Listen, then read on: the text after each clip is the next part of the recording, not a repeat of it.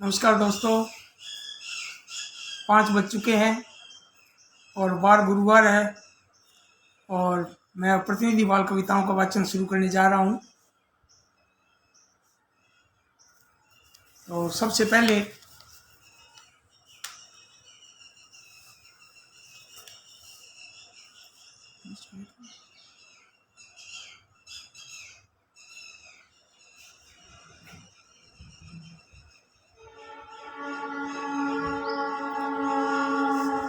नमस्कार दोस्तों,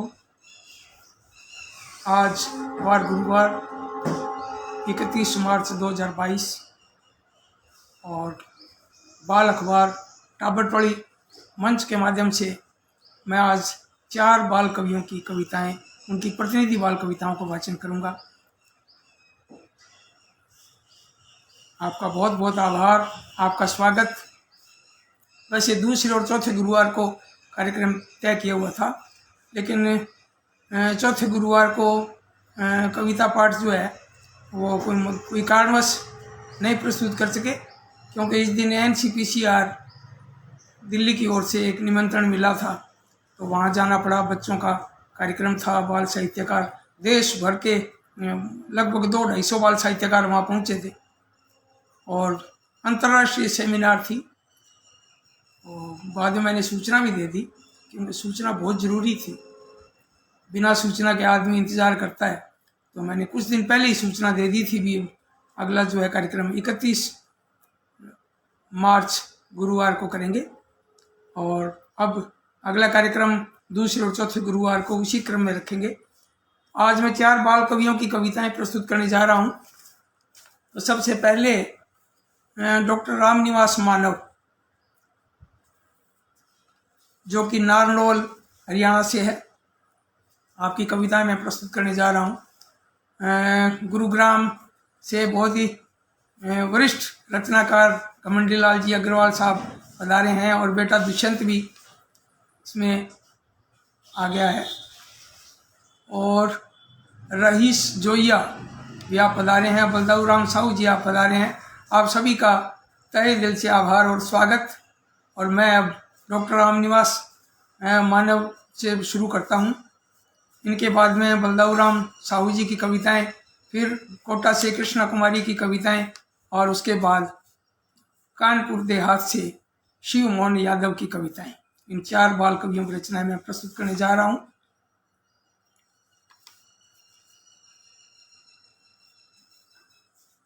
बेटा लिख रहा है कमर दर्द के बारे में मैंने कहा था मैं जिक्र भी नहीं करूंगा, लेकिन बेटे ने कमेंट किया है।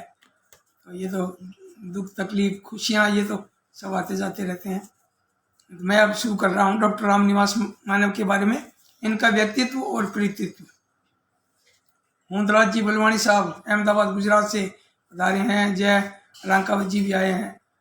मैं नाम बोलता जाऊंगा, किसी का नाम अगर छूट जाए तो कृपया अन्यथा नहीं लेवें। डॉक्टर रामनिवास मानव नारनौल हरियाणा से। आपका जन्म 2 जुलाई 1954 को तिगरा गांव और जिला महेंद्रगढ़ हरियाणा में हुआ।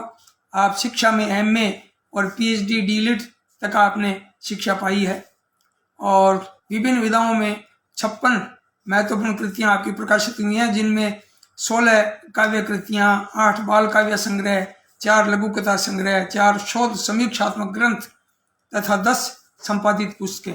खूब काम किया आपने और देश विदेश की 70 प्रमुख बोलियों और भाषाओं में विविध रचनाओं का अनुवाद हुआ है। 10 अनुदित कृतियां आपकी प्रकाशित हो चुकी हैं। व्यक्तित्व एवं कृतित्व पर आपके 51 बार MPhil और 22 बार PhD और 1 बार DLit हेतु शोध कार्य ये संपन्न हुआ है। कुरुक्षेत्र विश्वविद्यालय कुरुक्षेत्र द्वारा MA हिंदी द्वितीय वर्ष की पाठ्य पुस्तक में भी अनेक किताबों में भी आपकी रचनाएं सम्मिलित की गई हैं और देश विदेश के दर्जनों विश्वविद्यालयों से आपके छात्र जो है वो आपके निर्देशन में PhD MPhil DLit वगैरह कर रहे हैं। ये बहुत खुशी की बात है। आपको बहुत बहुत बधाई। और स्नातक और स्नातकोत्तर कक्षाओं का आपका 3 दशक तक पढ़ाने का अनुभव भी है और अनेक संस्थाओं से आप संबद्ध हैं। अब मैं आपकी कविताएं मैं शुरू करता हूँ। ये संपूर्णानंद द्विवेदी जी पधारे हैं, निधि सिंह, सतीश मिश्र जी, और रमेश स्वामी जी पधारे हैं। बहुत खुशी की बात है। बहुत बहुत बधाई आपको, आपका हार्दिक स्वागत कि आप इस कार्यक्रम से आप जुड़े हैं। तो मैं अब डॉक्टर रामनिवास मानव जो नारनौल हरियाणा के हैं, इनके व्यक्तित्व और कृतित्व के बाद अब इनकी मैं बाल कविताएं प्रस्तुत करना चाहूँगा। इन्होंने कुछ कविताएं भेजी, लेकिन मेरा यही था भी मैं लगभग 5 कविताएं पढ़ूं, 5 कविताओं को वाचन करूं। तो सबसे पहले मैंने इनकी कविता चिड़ैया इसका चयन किया, क्योंकि चिड़ियों पर खूब लिखा है बाल कवियों ने। चिड़ी को लेकर हरिवंश राय बच्चन जी ने भी लिखा है और माधवी वर्मा ने भी लिखा है, बड़े रचनाकारों ने लिखा है। और लगभग मैं सब देखता हूँ कि सब अपने देश भर के जो बाल साहित्यकार हैं लगभग चिड़िया पर लिखा है, खूब लिखा है। वहाँ मीनाक्षी पारीख, सतीश मिश्र जी हैं, मुंदराज बलवानी जी हैं। ये कह रहे हैं कि मानव की स्वयं साहित्य की बड़ी संस्था है। मानव जी, बिल्कुल बिल्कुल, हाँ, रामनिवास मानव जी वास्तव में। और शंकर धाकड़ इंदौर से आप पधारे हैं, आप सबका स्वागत है। प्रीति खरे जी भोपाल से नमस्कार, आपको भी नमस्कार ढेर सारा। तो मैं अब इनकी कविता शुरू करता हूँ। डॉक्टर रामनिवास मानव जी की कविता चिड़ैया। क्यों इतनी बेचैन चिड़ैया, क्यों इतनी बेचैन चिड़ैया, आओ इससे पूछें भैया। और बोलो तनिक चिड़ैया बोलो, राज सभी निज मन के खोलो। चिड़िया पास हमारे आई और मन की सारी व्यथा सुनाई। पत्थर के घर जगह न खाली, लगी खिड़कियों पर भी जाली।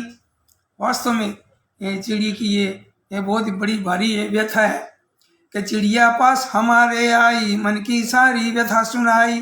पत्थर के घर जगह न खाली, लगी खिड़कियों पर भी जाली। फिर मैं कैसे भीतर आऊं और घोंसला कहाँ बनाऊं। पेड़ कटे सब ठोर नहीं है, घर जैसा कुछ और नहीं है।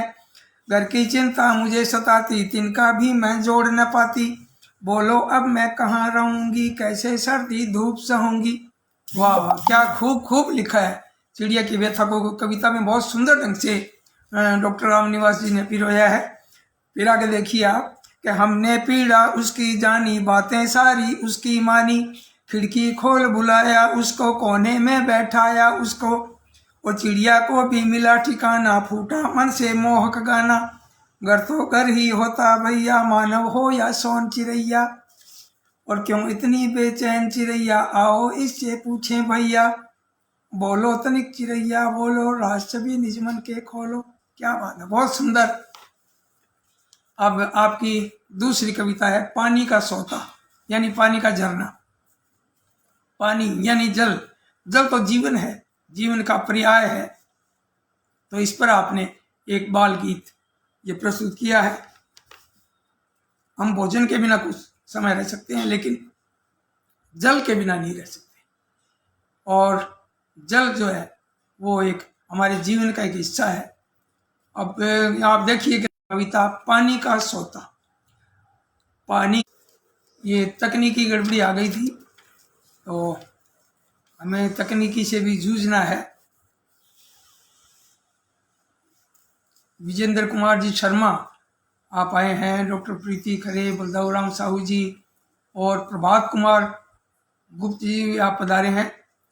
प्रभात जी मेरे को लगता है भी सीताराम जी के जो सुपुत्र हैं शायद वही होंगे, प्रभात कुमार जी गुप्त। हम आप सबका स्वागत करता हूं और मैं ये कविता शुरू करता हूं। डॉक्टर रामनिवास मानव की ये कविता पानी का सोता, यानी पानी का श्रोता। पानी का छोटा सा सोता, उस पर भीड़ जमा है भारी। पानी का छोटा सा सोता, उस पर भीड़ जमा है भारी। पानी पीने को पशु पक्षी आते हैं सब बारी बारी। बंदर भालू कुत्ते आए, साथ सभी बच्चों को लाए। बंदर भालू कुत्ते आए, साथ सभी बच्चों को लाए। मिलकर सबने पानी पिया, उछल कूद फिर खूब नहाए। और कौवे ने भी मौज मनाई, उड़कर फिर गोरैया आई। कौवे ने फिर मौज मनाई, उड़कर फिर गोरैया आई। मुझको भी पीना है पानी, दूर जरा सा हटना भाई। और झुंड बनाकर हाथी आए, पीकर पानी सब पगुराए। आए सहमे भैंसे और पानी पीकर खूब अगाए। आए सहमे भैंसे, पानी पीकर खूब अघाए। और दुम हिलाते आए घोड़े, उनके पीछे खच्चर दौड़े, पानी पी पगलाए गर्दब, पैरों से बरसाते कोड़े। क्या बात है। घमंडी लाल जी अग्रवाल साहब पधारे हैं, फिर से कमेंट कर रहे हैं, बधाई आपको बहुत बहुत। अलका अग्रवाल जी भी, और विजेंद्र जी, बलदाव राम साहू जी और शंकरलाल धाकड़, आप सभी का स्वागत है। इसका कविता का अंतिम पैरा देखिए कि क्या पशु पक्षी कीट पतंगे छोटे हो या भरकम भारी, क्या पशु पक्षी कीट पतंगे छोटे हो या भरकम भारी, प्यास सभी लगती है बच्चों, प्यास सभी को लगती बच्चों, मची तभी तो मारा मारी, प्यास सभी को लगती बच्चों, तभी तो लगती मारा मारी, तभी मची है मारा मारी। और पानी का छोटा सा सोता, उस पर भीड़ जमा है भारी, और पानी पीने को पशु पक्षी आते हैं सब बारी बारी। बहुत बढ़िया है, बारी बारी से आएंगे सबको मिलेगा, और छीना झपटी करेंगे तो भाई रह जाएंगे, कुछ इधर उधर हो जाएगा, पानी गिर जाएगा। तो ये इस कविता में बहुत ही सुंदर एक संदेश भी दिया गया है। और इनकी डॉक्टर रामनिवास मानव जी की एक कविता है, स्कूल की वैन। अब जब वैन आती है तब बच्चों में कैसी भागा दौड़ी मचती है, भी निकल नहीं जाए वैन, और कुछ जल्दी में कुछ छूट नहीं जाए, और जल्दबाजी का परिणाम ये होता है कोई न कोई कमी रह जाती है। मैं कुछ नाम पढ़ देता हूँ। रामेश्वर प्रसाद जी सारस्वत हैं, कह रहे हैं कि बहुत बढ़िया प्रस्तुति भाई जी, भाई आपका भी धन्यवाद, आपको अच्छा लगा। बलदाव राम जी कह रहे हैं कि जल है तो जीवन है, बिल्कुल बिल्कुल। और मानव नहीं महामानव में किया करें प्रयोग अभिनव, ये क्या बात है, बहुत बढ़िया लिखा है आपने। और मैं अब इस कविता पर आता हूँ। डॉक्टर रामनिवास मानव की ये कविता है, तीसरी कविता मैं प्रस्तुत करने जा रहा हूँ। वैन जब आती है बच्चों को लेने के लिए घर पर, तब बच्चों में कैसी भगदड़ मचती है, क्या स्थिति पैदा होती है, और बच्चे किस किस तरह से क्या सोचते हैं, क्या हो जाता है, इसको बहुत ही सुंदर ढंग से चित्रित किया है। और कमलेश चंद्रकर जी भी पधारे हैं। मैं अब कविता शुरू करता हूँ। डॉक्टर मुला आदम अली जो इसका ब्लॉग बनाते हैं, डॉक्टर गोपाल राजगोपाल जी आप पधारे हैं, आपका स्वागत है। बहुत जल्द डॉक्टर गोपाल राजगोपाल जी की कविताएं भी बहुत ही जल्द प्रस्तुत होंगी, बहुत ही ये बढ़िया लिखते हैं। मुला आदम अली जी कहते हैं बहुत सुंदर। तो स्कूल की वैन, अब आप सुनिए डॉक्टर रामनिवास मानव की ये कविता। वैन स्कूल की जब भी आती, वैन स्कूल की जब भी आती, बच्चों में हलचल मच जाती, भाग दौड़ करते हैं बच्चे, देरी से डरते हैं बच्चे। विमला नागपाल जी आए हैं, स्वागत है आपका। लगे रमन को बस्ता भारी, बस में चढ़ने की लाचारी, भूला नवल टिफिन ही लाना। अब इस जल्दबाजी में देखो क्या हुआ है कि लगे रमन को बस्ता भारी, बस में चढ़ने की लाचारी, भूला नवल टिफिन ही लाना, जूतों को पॉलिश करवाना, और मोनू की ढीली हटाई, कैसे काम चलेगा भाई, निम्मी भूली बैज लगाना, पर मुश्किल अब घर से लाना, और सुमन का होमवर्क अधूरा, जाने कैसे होगा पूरा, गुस्से में है मम्मी पापा, डांट रहे हैं खोकर आपा, कंडक्टर ने बस को रोका, उत्पाती बच्चों को टोका, वो ठीक नहीं है मारा मारी, सभी चढ़ेंगे बारी बारी, जब भी वैन स्कूल की आती, नुक्कड़ पर महफिल लग जाती, वो लगते सुबह खिलौने बच्चे, जैसे सजे खिलौने बच्चे, खिलौनों की तरह सजे हुए खिलौनों की तरह लगते हैं बच्चे भी। अलग अलग ड्रेस में जब होते हैं, शनिवार को या एक दिन की छूट होती है बच्चों को, शायद बुधवार को छूट होती होगी, कई विद्यालयों में कईयों में शनिवार की छूट होती है। तो जब विभिन्न रंगों की पोशाक पहने हुए जब बच्चे आते हैं तो खिलौनों की तरह लगते हैं। तो विमला नागला जी हैं, डॉक्टर मुला आदम अली, निधि सिंह, डॉक्टर गोपाल राजगोपाल जी उदयपुर से, बलदाऊ राम जी साहू आप पधारे हैं, आपका स्वागत है।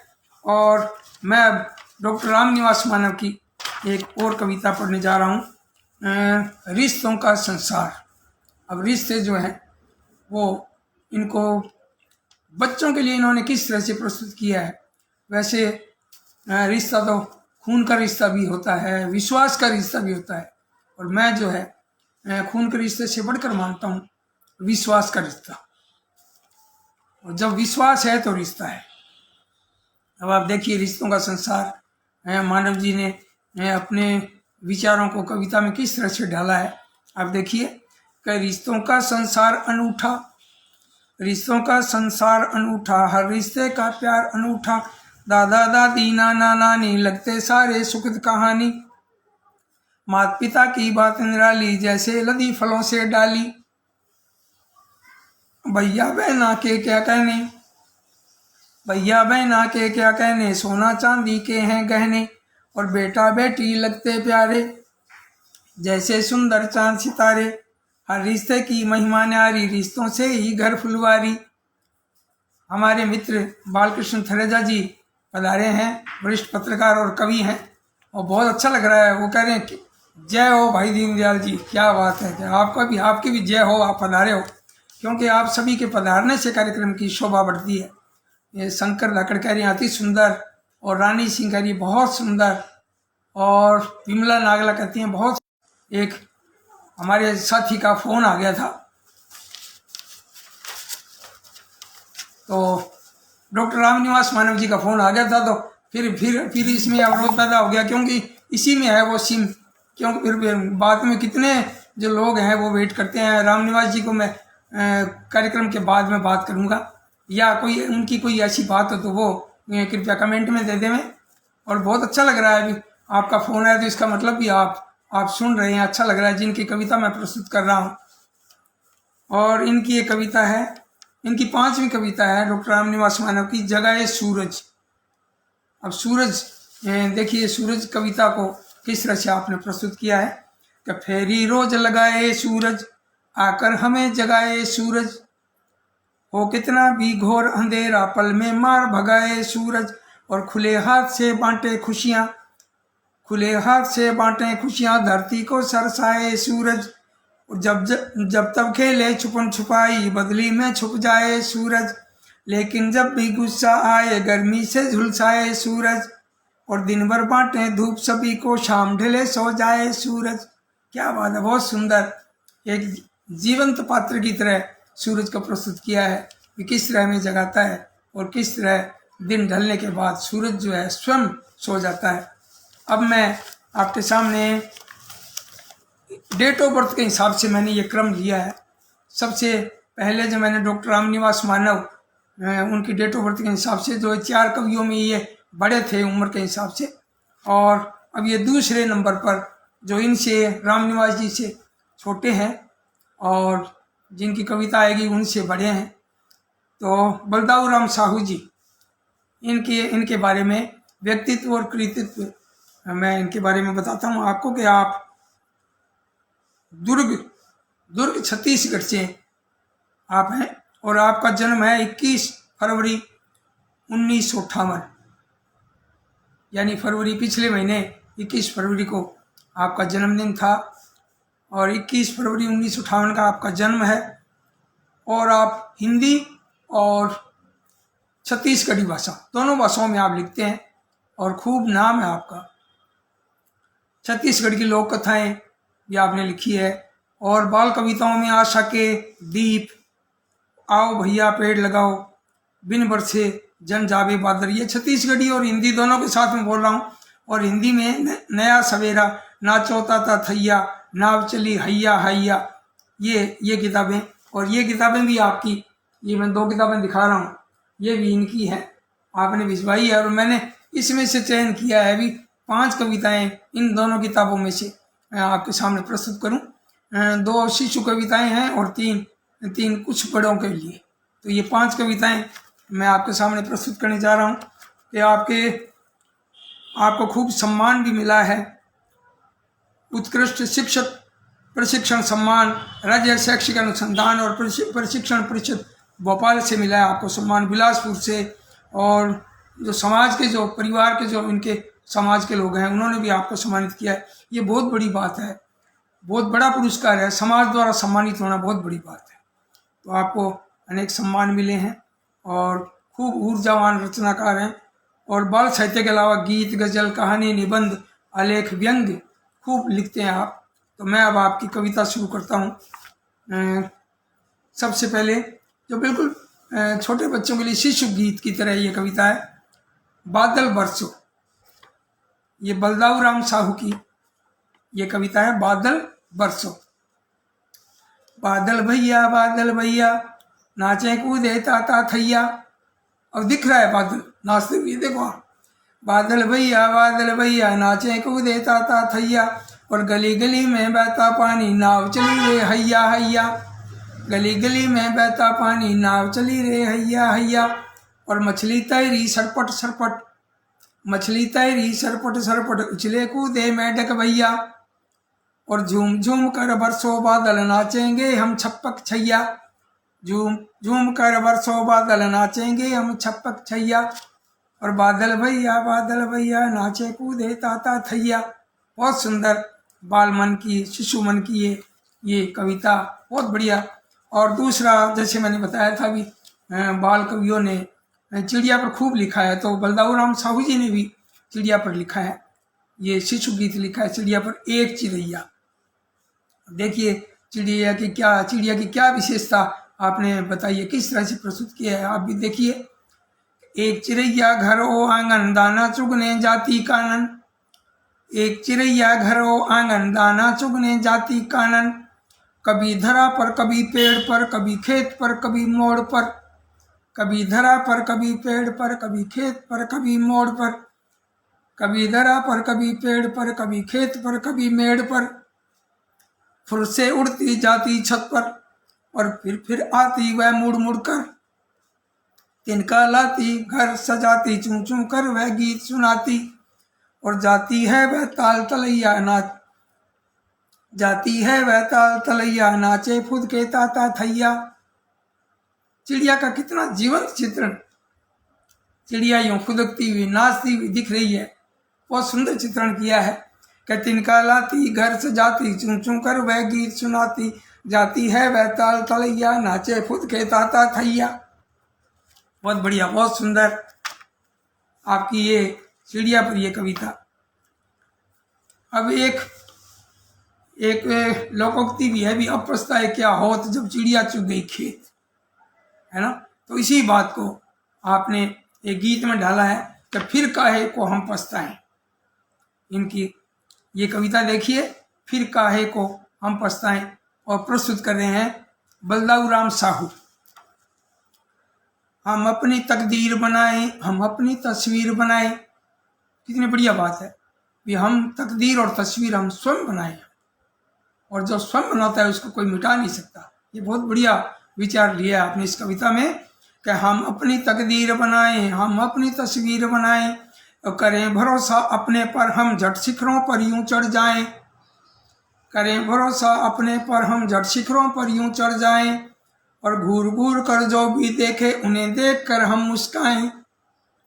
जग में कोई दुखी रहे ना ऐसी कोई रीत बनाएं। गलत करें जाने अनजाने उन्हें प्यार से ही समझाएं। और नन्हे नन्हे जीवों को हम बिन मतलब के क्यों तड़पाएं। और काम करें घर अच्छे अच्छे फिर काहे को हम पछताएं। काम करें घर अच्छे अच्छे फिर काहे को हम पछताएं। बहुत सुंदर, जब हम अच्छे अच्छे काम करते हैं तो फिर पछताना किस बात का। बहुत बढ़िया, बहुत ही सुंदर कविता लिखी है, बहुत ही प्रेरणाप्रद कविता लिखी है बलदाऊ राम साहू जी ने। और इनकी ये कविता और देखिए। अभी होली अभी गई है और होली का रंग अभी उतरा नहीं है, तो इनकी कविता मुझे बहुत अच्छी लगी। मैंने कहा ये होली की कविता भी लें। अब देखिए इनका शीर्षक है होली में, बलदाऊ राम साहू जी की कविता होली में। आओ मिलकर बात करें हम होली में, आओ मिलकर बात करें हम होली में, रंगों की बरसात करें हम होली में। आओ मिलकर बात करें हम होली में, रंगों की बरसात करें हम होली में। धोएं मन का मैल हास परिहास करें, धोएं मन का मैल हास परिहास करें, बेमतलब दूजों का न उपहास करें। धोएं मन का मैल हास उपहास करें, बेमतलब दूजों का न उपहास करें। जज्बातों का मान करें हम होली में, आओ मिलकर बात करें हम होली में। जज्बातों का मान करें हम होली में, आओ मिलकर बात करें हम होली में। भैया अब इसमें मुझे लग रहा है कमेंट क्यों नहीं आ रहे हैं, लग रहा है कमेंट आ रहे हैं लेकिन ये तकनीकी ऐसा कारण चल रहा है, इसमें चल नहीं रहा है। और मुझे लग रहा है भी मेरी बात क्या पता आप सुनाई दे रही है कि नहीं दे रही है, क्योंकि लाइव तो लिखा हुआ है। और जब आपका कमेंट आता है तभी हौसला बढ़ता है कि हाँ मैं बोल रहा हूँ और आपको दिख रहा हूँ बोलते हुए, आप सुन रहे हैं।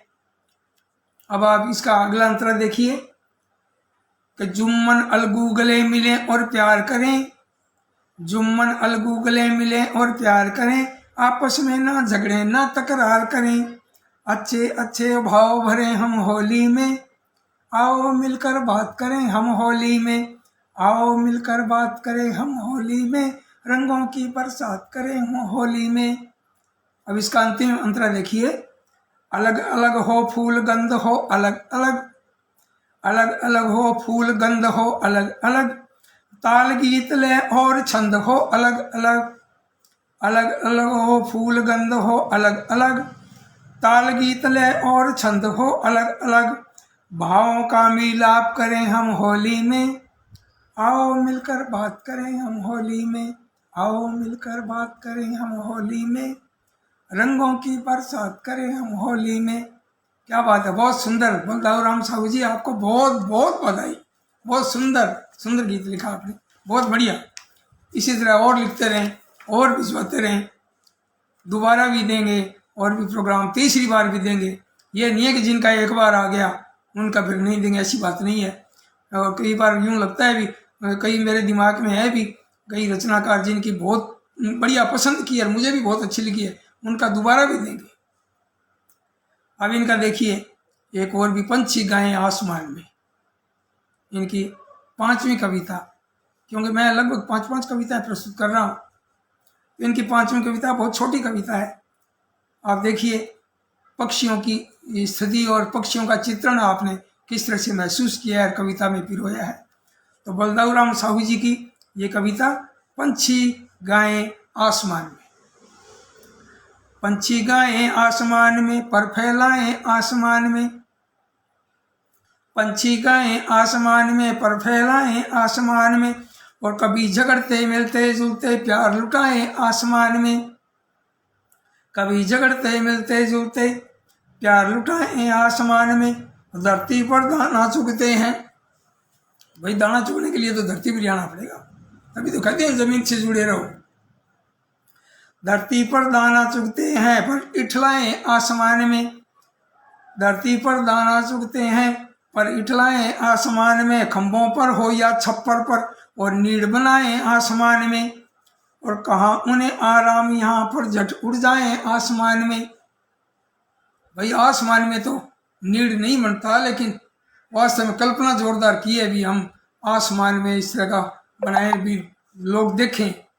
जैसे हमारे चंद्र सिंह बिरकाले जी ने भी कहा था भी मैं आसमान में 2 घर बनाऊंगा, और मैंने बाद में फिर उन्होंने कहा भी ये मेरे 2 घर हैं, लू और बादड़ी। तो इनके जो किताबें हैं लू और बादड़ी पूरी दुनिया में चर्चित है, तो हम ऐसा कोई बनाएं। और इसी संदर्भ में आपने लिखा है कि खंभों पर हो या छप्पर पर नीड़ बनाएं आसमान में, और कहाँ उन्हें आराम यहाँ पर झट उड़ जाएं आसमान में। बहुत सुंदर, बहुत बढ़िया। बलदाऊ राम साहू जी की ये कविता जो है बहुत सुंदर, बहुत बढ़िया। अब मैं प्रस्तुत करने जा रहा हूँ तीसरे कवि की रचना, और डॉक्टर कृष्णा कुमारी कमसिन कोटा से। आप बहुत ही ऊर्जावान कवयित्री हैं, और कवित्री क्या आप और भी बहुत विधाओं में लिखती हैं आप। और आपकी किताब है जंगल में फाग, बच्चों की ये किताब मैं आपको दिखाना चाहूँगा।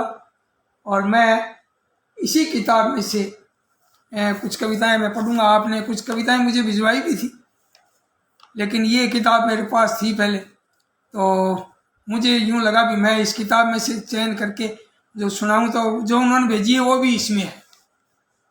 तो सबसे पहले मैं आपके बारे में बता दूं कि आपने शिक्षा में कृष्णा कुमारी कोटा, कृष्णा कुमारी, डॉक्टर कृष्णा कुमारी कमसिन कोटा राजस्थान से, तो आप शिक्षा में MA हैं, M.Ed हैं, मेरिट अवार्ड, साहित्य रत्न, आयुर्वेद रत्न और BJMC और PhD भी।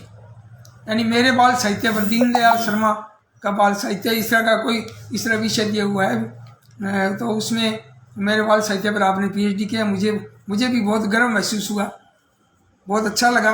आपकी 1 दर्जन किताबें हैं, जिसमें कविता भी है, निबंध भी है, गज़लें भी हैं, कहानी भी है और यात्रा वृत्तांत भी है, साक्षात्कार भी है, बड़े निबंध भी हैं और कविता की किताब भी है। लेकिन बाल कविताओं की है जंगल में फाग, तो ये कविता, और इनको खूब सारे पुरस्कार मिले हैं, रैंक एंड बोल्ट, राज्य स्तरीय प्रथम पुरस्कार और शिक्षक सम्मान भी मिला है। आप शिक्षिका हैं और राजस्थान साहित्य अकादमी से इनकी किताब को भी निबंधों पर देवराज उपाध्याय पुरस्कार मिला है। और शिक्षा विभाग की किताबों में आप वर्षों से छप रही हैं। आकाशवाणी कोटा से, जयपुर से, दूरदर्शन से आप कार्यक्रम देती रहती हैं और हिंदी, उर्दू और अंग्रेजी भाषाओं में, अनेक भाषाओं में आपकी रचनाओं का अनुवाद भी हुआ है। संगीत में भी आप रुचि रखती हैं, बहुत अच्छा भी, बहुत बढ़िया। तो अब मैं आपके परिचय के बाद मैं अब आपकी रचनाएं पढ़ना चाहूँगा, क्योंकि सभी मित्र लोग सब आपकी रचनाओं का इंतज़ार कर रहे हैं और ये रचनाएं मैं इस किताब में से प्रस्तुत करना चाहूँगा। इन्होंने बिल्कुल अलग ढंग से थोड़ा लिखा है, बहुत ही अलग हटकर। जो कुछ कवियों ने बहुत कम लिखा है, उन्हीं विषयों को छुआ है इन्होंने, जो अनछुए जो विषय है ना, उनको छुआ है। जैसे ऊँट पर बहुत कम लोगों ने लिखा है। मैंने वर्ग पहले तो दिए ऊँट पर, लेकिन कविता मैंने भी नहीं लिखी। ऊँट पर आपने कविता बहुत सुंदर लिखी है और यूँ पूरा चित्र सामने उभर कर आता है। मैं सोचता हूँ कि सबसे पहले आपको ऊँट जी, देखो ये कितना रिस्पेक्टिव सम्मान दिया है ऊँट को। ऊँट जी क्यों, बड़ा है और बड़े को जी के हिसाब से बोलना चाहिए। तो ये कवित्री बहुत ही बढ़िया प्रस्तुत करती हैं। आप भी सुनिए। डॉक्टर कृष्णा कुमारी कमसिन कोटा और इनकी कविता है ऊँट जी। अब यूँ लाइक और कमेंट इस तरह हो रहे हैं तो यूँ लग रहा है भी चल रहा है कार्यक्रम, मेरा भी हौसला बढ़ रहा है, लेकिन मुझे कमेंट चलते हुए नहीं दिख रहे हैं। अब इस तरह की कोई तकनीकी गड़बड़ी आ गई है शायद। तो मैं अब इनकी कविता पढ़ता हूँ। ऊँट जी। छोटी सी दुम पेट बड़ा सा गर्दन बनी सुराहीदार, छोटी सी दुम पेट बड़ा सा गर्दन बनी सुराहीदार, लंबी पतली टांगे लेकिन जूते पहने गद्दीदार। अब देखो कितनी बड़ी बात कही है। जैसे कहते हैं ऊँट, जूतों के बिना ऊँट उबाने फिरते हैं, नंगे पाँव फिरते हैं, लेकिन आपने गद्देदार जूतों का भी इसमें प्रयोग किया। देखो लीक से हटकर कि छोटी सी दुम पेट बड़ा सा गर्दन बनी सुराहीदार और लंबी पतली टांगे लेकिन जूते पहने गद्दीदार। पर्वत सी ऊंची बेढंगी, पर्वत सी ऊंची बेढंगी, खुद अपनी रखते हो पीठ, पर पहाड़ के तले ऊँट जी दिखलाने लगते हो पीठ, पर पहाड़ के तले ऊँट जी दिखलाने लगते हो पीठ। बड़ा अजूबा रूप तुम्हारा जैसे 4 पाँव की मोर, और तुम पर सभी सवारी करते सा मुसाफिर राजा चोर। और जलथल नभ तीनों से हटकर लोक निराला रेगिस्तान, जलथल नभ तीनों से हटकर लोक निराला रेगिस्तान, और बिना तेल पानी द्रुतगामी जहाँ तुम ही एक सरपटियान। भाई बहुत बढ़िया।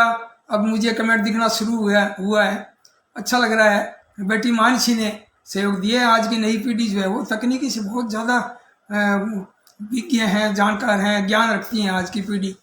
तो अब मेरी बात सुन ली, पास के कमरे में, अपने कमरे में बैठी थी, तो इसने सुन लिया भी पापा का ये प्रॉब्लम आ रही है, शायद कमेंट नहीं दिख रहे हैं, तो इसने हेल्प की और उंगली से इशारा किया और कमेंट चल पड़े। तो मानसी का बहुत बहुत धन्यवाद। और कमेंट दिखने शुरू भी हो गए। अब बलदाऊ राम साहू जी और शंकर धाकड़, ये ऊँट जी पर कविता सुनिए, इसका मतलब चल रहा है कार्यक्रम। कमलीलाल जी कह रहे हैं कृष्णा जी को बधाई, क्या बात है, बहुत सुंदर। इस मंच के माध्यम से डॉक्टर कृष्णा कुमारी कमसिन कोटा को ढेर सारी बधाई। और शिव मोहन यादव, इनकी भी कविता आने वाली है, आप भी बैठे हैं कार्यक्रम में, बहुत अच्छा लग रहा है, बधाई हो। शिव मोहन जी कह रहे हैं लाजवाब। अब इनका देखिए चौथा अंतरा देखिए ऊँट जी का, जलथल नभ तीनों से हटकर लोक निराला रेगिस्तान, बिना तेल पानी द्रुतगामी जहाँ तुम ही एक सरपटियान, तुम कब किस करवट बैठोगे यह तो कौन सका है जान। कहते हैं ना ऊँट किस करवट बैठेगा, ये एक मुहावरा भी है।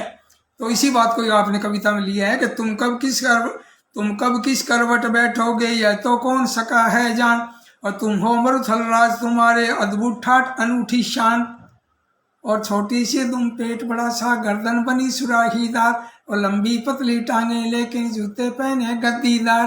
क्या बात है, बहुत सुंदर कृष्णा जी, बहुत बढ़िया।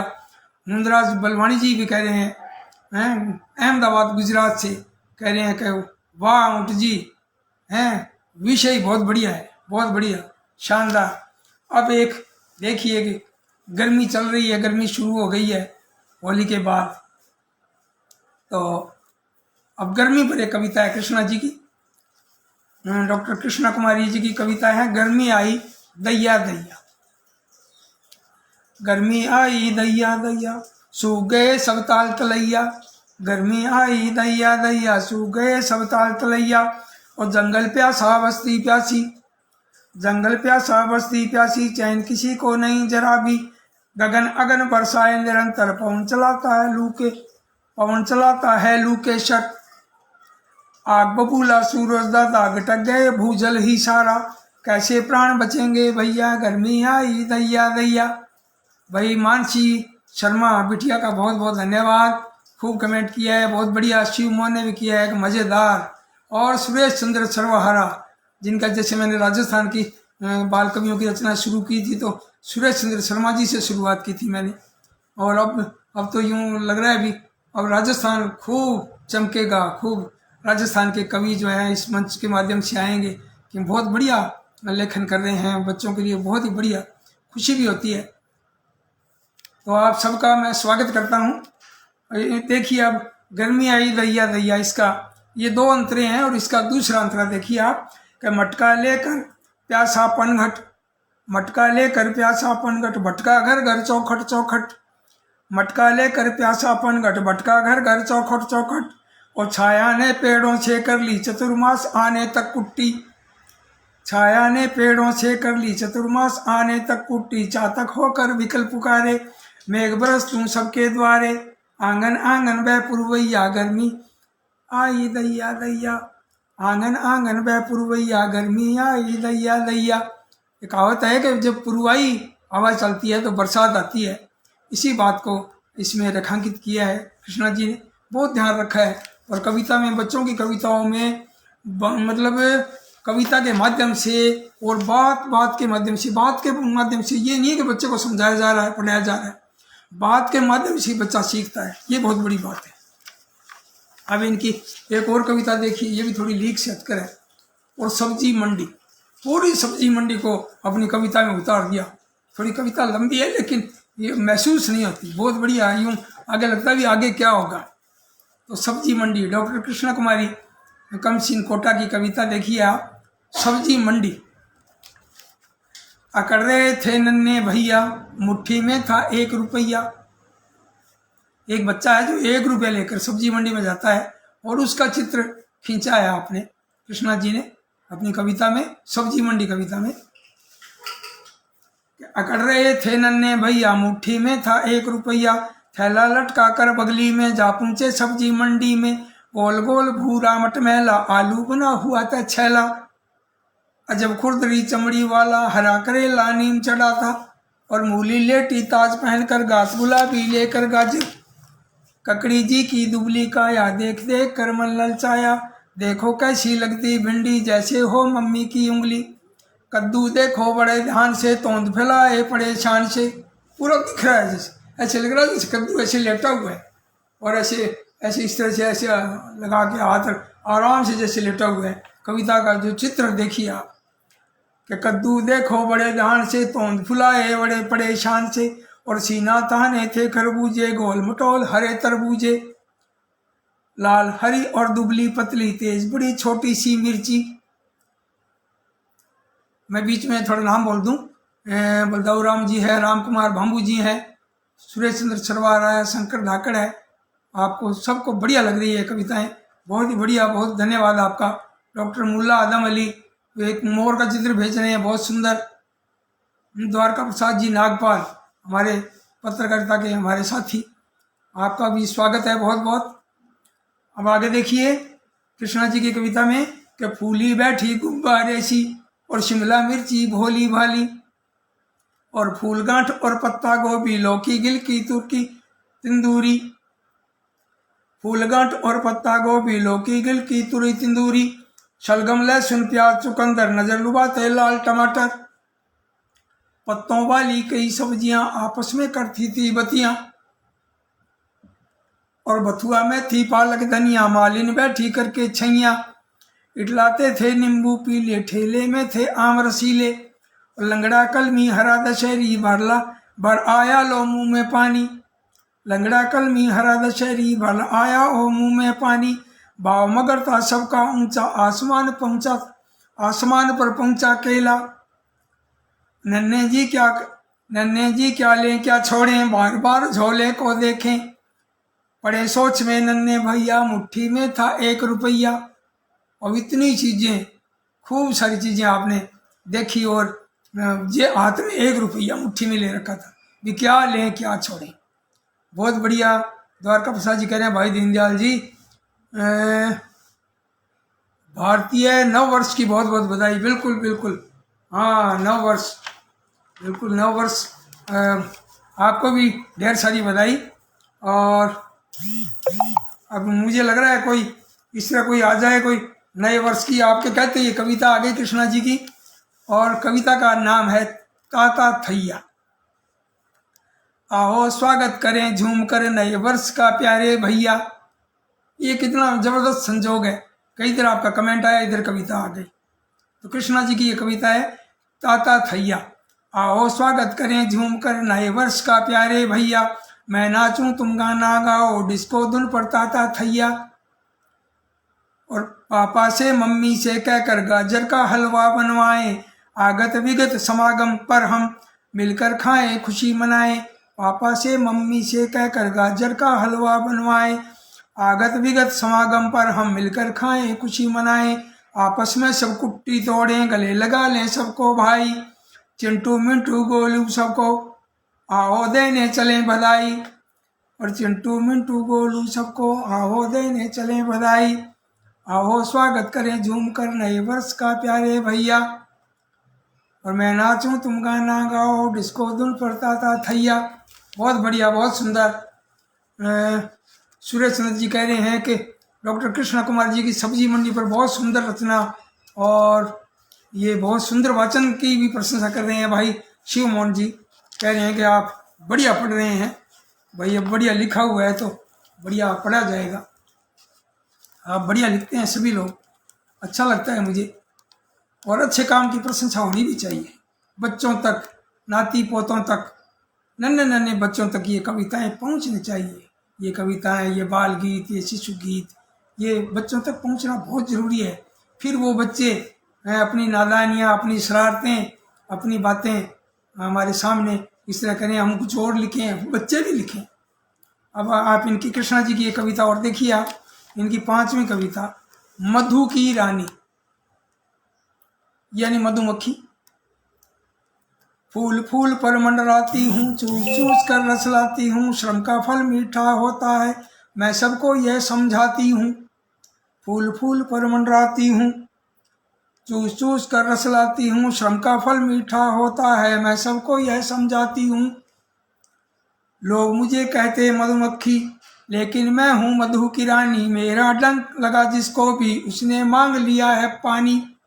अब कई कहते हैं ना वो पानी नहीं मांगेगा, लेकिन आप कवित्री जो है वो दूसरे ढंग से दे रही है उस बात को कि मेरा डंक लगा जिसको भी उसने मांग लिया है पानी, और बूंद बूंद संचित करती हूँ मधुरस के भरती हूँ प्याले, बूंद बूंद संचित करती हूँ मधुरस के भरती हूँ प्याले, मैं चखती भी नहीं उसे पर पी जाते हैं दुनिया वाले। सदा कुटुंब बनाकर रहती मिलकर जीना सिखलाती हूँ, परोपकार की मधुर भावना सबके मन में बैठाती हूँ। बहुत सुंदर, बहुत बढ़िया। परोपकार की भावना जो है इस कविता के माध्यम से कृष्णा जी ने प्रस्तुत की है। बहुत सुंदर, बहुत बढ़िया। परोपकार की भावना मधु की रानी में आपकी सभी कविताएं बहुत ही प्रेरणाप्रद और ज्ञानवर्धक हैं। और मैं आज के चौथे कवि और उम्र के हिसाब से भी युवा कवि और छोटे कवि। छोटा कवि यानी कि इन चारों में उम्र में छोटा कवि, वैसे ये बड़े कवि हैं। शिव मोहन की कविताएं भी भीड़ से अलग और अलग सोच, अलग ज़बरदस्त आप लिखते हैं। एक नया सोच, नई चीज़ जो किसी के दिमाग में जल्दी से नहीं आए, वो शिव मोहन के दिमाग में आती है वो बात। तो आपका जन्म 1 मई 1990 को, यानी मजदूर दिवस, ये दिन भी खास देखिए आप। 1 मई 1990 को उत्तर प्रदेश में एक मित्र का फिर से फ़ोन आ गया, कार्यक्रम चल रहा है, मेरी मजबूरी समझिए आप। ये देखिए कि मैं कविता वाचन कर रहा हूँ तो इसमें फिर थोड़ी लय भंग होती है। ये सूचना मैंने लगभग सबको दे दी है, और कोई कमी रह गई है तो दोबारा फिर से और कर लेंगे, अपने बढ़िया कार्यक्रम और करेंगे। तो मेरा एक निवेदन है, इस तरह से बीच में फ़ोन करते हैं तो थोड़ा सा अवरोध पैदा होता है, ये लय भंग भी होती है और थोड़ा अलग सा लगता है, फिर मज़े वाली बात नहीं होती, क्षमा करें आप। तो मैं शिव मोहन यादव, कानपुर देहात के हैं। आपका 1 मई 1990 को आपका जन्म हुआ और हिंदी साहित्य में आप MA हैं। प्रोफेशनल कोर्स में जनसंचार और पत्रकारिता में आप मास्टर डिग्री आपने हासिल की है, और एक प्रतिष्ठित अखबार में आप संपादकीय विभाग में उप संपादक पद पर सेवारत हैं। और शिव मोहन जी बाल साहित्य लिखते हैं, ये बहुत बड़ी बात है। और इनकी कृतियां जो है आप देखिए, लल्ला और बिट्टी ये कहानियों की किताब है। बाकी कविताओं की है, सिंहों के अवतार तुम ही हो, उड़ने वाली कार, जंगल में मस्ती, आज़ादी के दीप जलाएं, ये इनकी जो है कविताएं हैं। और बाल कविताएं बहुत ही सुंदर किताबें छपी हुई हैं और बहुत ही बढ़िया कविताएं आप लिखते हैं। आपको उत्तर प्रदेश हिंदी संस्थान से 2 बार और अमर उजाला से अतुल महेश्वरी साहित्यकार सम्मान, पंडित प्रताप नारायण मिश्र युवा साहित्यकार सम्मान, इस तरह से आपको सम्मान मिला है। 1 दर्जन से भी अधिक बार आप सम्मानित हो चुके हैं। और मैं अब आपकी कविता शुरू करता हूँ। तो सबसे पहले तो मैं शुरू करता हूँ इनकी कविता, गर्मी के दिन आए भैया। क्योंकि गर्मी अब चल रही है, गर्मी के दिन शुरू हो गए और आपकी कविता भी मेरे पास है, तो मैं पढ़ता हूँ शिव मोहन यादव की कविता, गर्मी के दिन आए भैया। लू लगती ज्यों लगे ततैया, गर्मी के दिन आए भैया। लू लगती ज्यों लगे ततैया, गर्मी के दिन आए भैया। धूप थपेड़े मार रही है, आंधी लपटें भांज रही है, राहगीर सब व्याकुल होते, कैसे पार लगेगी नैया। गर्मी के दिन आए भैया, गर्मी के दिन आए भैया। तपती धूल लगे जो शोले, अब देखिए कितना बढ़िया चित्रण किया है कि तपती धूल लगे जो शोले, नंगे पैरों पड़े फपोले, जो दोपहरी में निकलेगा वही करेगा दैया दैया। गर्मी के दिन आए भैया, गर्मी के दिन आए भैया। तपती छतें फर्श भी तपता, अब छत भी तपती है और फर्श भी तपता है कि तपती छतें फर्श भी तपता, गरम गरम हर मंजर लगता, और गर्मी लाते हवा के झोंके, तपते बंगले और मड़ैया। गर्मी के दिन आए भैया, गर्मी के दिन आए भैया। गलियारों में उमस्तपन है, अब जब गर्मी होती है तो किस तरह की स्थिति पैदा होती है कि गलियारों में उमस्तपन है, सूना पक्षी रहित गगन है, सबको प्रेम हुआ पानी से, जलचर करते ताता थैया। गर्मी के दिन आए भैया, गर्मी के दिन आए भैया। क्या बात है, रवि फिरोज जी आप पधारे हैं, बहुत ही ऊर्जावान रचनाकार, कह रहे हैं जय गुरुदेव। और वाह शिव मोहन, शिव भाई, ये घमंडी लाल जी भी कमेंट कर रहे हैं, भाई रवि फिरोज जी हमारे साथी बीकानेर से, और राजस्थली के आप प्रबंध संपादक और बहुत ही बढ़िया रचनाकार और बढ़िया इंसान है ना, रवि फिरोज जी आप पधारे हैं, बहुत अच्छा लग रहा है, बहुत बहुत आपको बधाई पधारने पर। अब शिव मोहन जी की ये कविता और सुनिए। झिंगुर निकला मूंछें तार, झिंगुर, झिंगुर के जो जैसे मूंछें होती हैं वो तो आगे मूंछें निकली होती है, तो आप देखिए किस तरह से ये प्रस्तुत किए, देखो आप किस तरह की बात की। राजेश मोहता हमारे मित्र हैं, आकाशवाणी में अधिकारी हैं, रविदत्त जी मोहता उनके छोटे भाई, ऊर्जावान युवा कवि राजेश मोहता जोधपुर से पधारे हैं। राजेश मोहता भाई आपको भी बहुत बहुत नमस्कार। राजेश भाई बहुत अच्छा लग रहा है, मैं अब इनकी शिव मोहन यादव जो कानपुर देहात के हैं युवा कवि, इनकी कविता पढ़ता हूँ। झिंगुर निकला मूंछें तान। अब कविता सुनिए आप, बहुत ही व्यंग्यात्मक कविता है, हास्य व्यंग में। संजय गुप्त जी भी आए हैं। संजय गुप्त, आपका स्वागत है। और कविता शुरू करता हूँ। बोला सबको धूल चटाऊँ, पटकी 10-10 उन्हें लगाऊँ। बोला सबको धूल चटाऊँ, पटकी 10-10 उन्हें लगाऊँ। जिसने मुझे किया हैरान, जिसने मुझे किया हैरान, काटूंगा मैं सबके कान, और झिंगुर निकला मूंछें तान।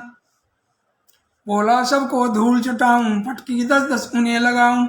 जिसने मुझे किया हैरान, काटूंगा मैं सबके कान, झिंगुर निकला मूंछें तान। और झिंगुरी बोली, जब झिंगुर की घरवाली वो बोलती है, झिंगुरी बोली मत इतराओ, पहले से और बनाओ, ज़्यादा मत फैलाओ ज्ञान, नहीं तुम्हारे जी में जान, क्यों निकले हो मूंछें तान। कितनी बढ़िया बात कही है कि शरीर में जान ही नहीं है, वैसे मूंछें तान के निकले होगे। किसी से पंगे लेते हो तो हाथ उड़वा कर आ जाओगे, हाथ पैर तुड़वा कर आ जाओगे भाई। इस तरह वैसे मूंछों के बल इस तरह घूमोगे तो थोड़ा अनावश्यक घूमना इस तरह गलत ही है। तो झिंगुरी बोली मत इतराओ, पहले से और बनाओ, पहले से और बनाओ, ज़्यादा मत फैलाओ ज्ञान, नहीं तुम्हारे जी में जान, क्यों निकले हो मूंछें तान। झिंगुर बोला घर में जाओ, झिंगुर बोला घर में जाओ, झिंगुर बोली सुनते जाओ, पक्षी करते हैं हैरान, पक्षी करते हैं हैरान, होते नहीं किसी के कान। झिंगुरी बोली सुनते जाओ, पक्षी करते हैं हैरान, होते नहीं किसी के कान। सुनकर झिंगुर भी हैरान, सुनकर झिंगुर भी हैरान, अब मैं काटूं किसके कान। तो झिंगुर की बड़ी मुश्किल हो गई, अब किसके कान काटेगा जब कान ही नहीं है तो कान होते हैं लेकिन वो उनसे रोम से लगे होते हैं, कान नहीं होते तो भाई सुनता नहीं, लेकिन वो दिखाई नहीं देते इसलिए लगता है भी कान नहीं है। अपने भी कान नहीं होते तो हम इन्हें कैसे लगाते हैं। और वो मास्क भी बांधना पड़ता। अब ये आए हैं दया दिलेर फेफाना, हमारे हनुमानगढ़ जिले से। निधि सिंह बलदाऊ राम जी कह रहे हैं बहुत सुंदर, बहुत बढ़िया। और झिंगुर वाली कविता के लिए निधि सिंह कह रही हैं बहुत अच्छी कविता है। और शंकर धाकड़ भी कह रहे हैं कि आपके बच्चों जैसी बाल मुस्कान, चेहरे पर वो बच्चों जैसी बाल मुस्कान नहीं है, ऐसे लग रहा जैसे आपको दर्द परेशान करा रहे। नहीं ऐसा दर्द का एक अभी क्यों ऐसे याद दिलाते हो क्यों याद दिला रहे हो हैं। मैं बुलाऊँ याद मत दिलाओ। अब ये कविता और देखिए आप, इनकी एक और कविता शिव मोहन यादव की कविता, गधा हुआ होशियार। अब कई बार होता है ना, कोई काम ऐसे नहीं करता या गलत कर देता तो आप कह देते हैं क्या गधे हो तुम, जबकि नहीं कहना चाहिए। गधा कितना मेहनती होता है भाई, है ना। तो गधे को कुछ गधे के बारे में कुछ और विचार करना चाहिए।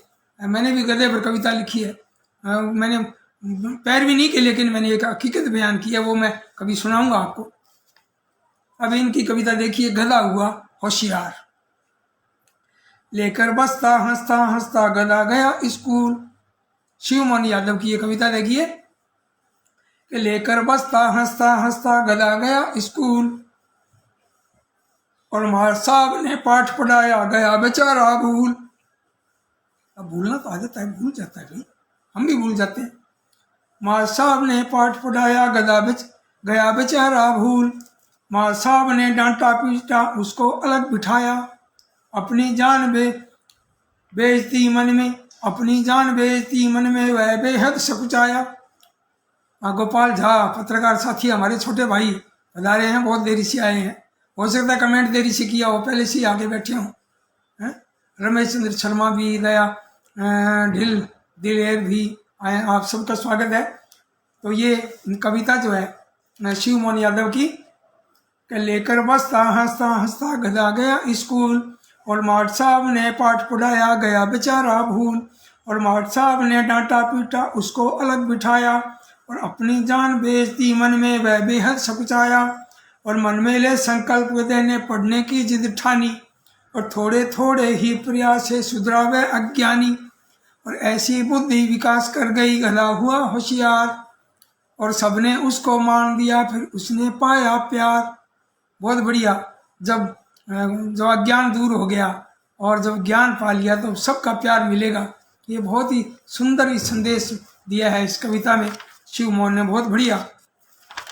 अब एक इनकी कविता एक और देखिए आप। जिस तरह हमारे देश में सफाई का जो चल रहा है अभियान, साफ सफाई का, हाथ धोने का, इस तरह से कोरोना से लड़ने का ये चला है, तो साफ सफाई भी जीवन में बहुत ज़रूरी है। तो आपकी एक कविता देखिए आप, शिव मोहन यादव की कविता है, होने लगी सफाई। ये बहुत ही बढ़िया संदेश है इसमें। और ये कहाँ होती है सफाई, ये देखिए आप, जंगल में। जागरूकता फैली वन में, होने लगी सफाई।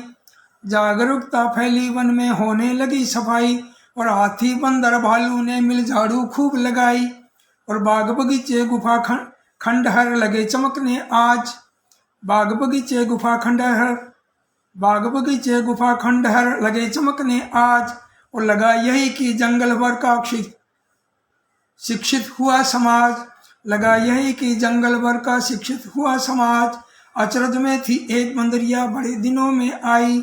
और जागरूकता फैली वन में, होने लगी सफाई। अब ये थोड़ा नाम पढ़ दूँ मैं। प्रियंका गणेश ददीच आप पधारे हैं, और मुला दमली जी, दया ढिल, सुरेश चंद्र जी, सर्वहारा जी पधारे हैं, आपका स्वागत है। और देखिएगा, बाग बगीचे गुफा खंडहर लगे चमकने आज। लगा यही कि जंगल भर का शिक्षित हुआ समाज। अचरज में थी एक बंदरिया, बड़े दिनों में आई। और जागरूकता फैली वन में, होने लगी सफाई। और साफ कर दिए रीछों ने मिल पोखर न दिया जाल। साफ कर दिए रीछों ने मिल पोखर न दिया ताल। तभी बंदरों ने फिर नोची मकड़ी के सब जाल। तभी बंदरों ने फिर नोचे मकड़ी के सब जाल। और मस्ती में हुड़दंग मचाई, गुंग बहुत थी छाई। यानी गूंगापन छा गया। मस्ती में हुड़दंग मचाई, गुंग बहुत थी छाई।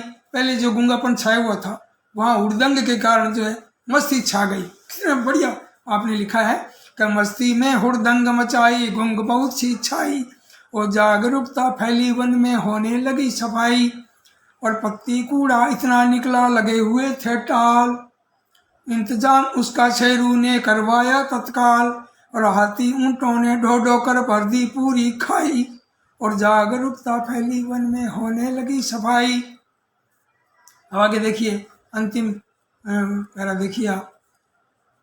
अब मैं कुछ नाम बोल दूं क्योंकि फिर ये ऊपर चले जाएंगे।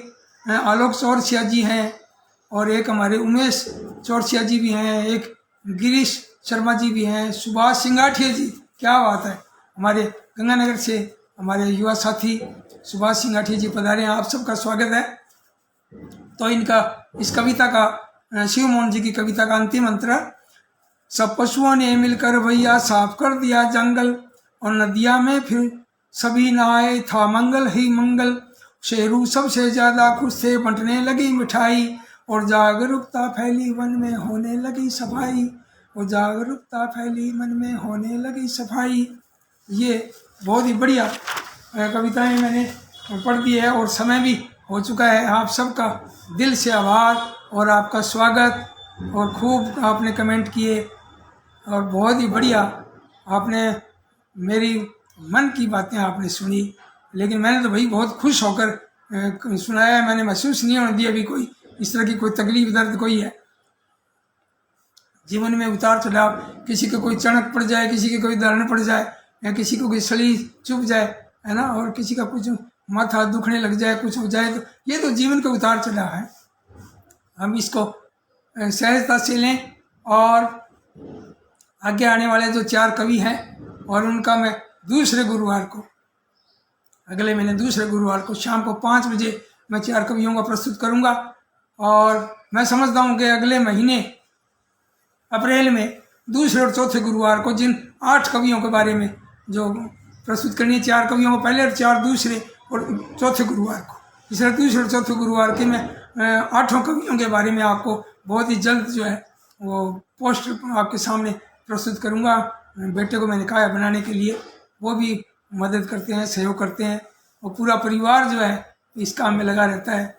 और टाबर टोली मंच आपका हार्दिक स्वागत करता है। आपका दिल से आभार और चारों कवियों का बहुत बहुत आभार, बहुत बहुत धन्यवाद।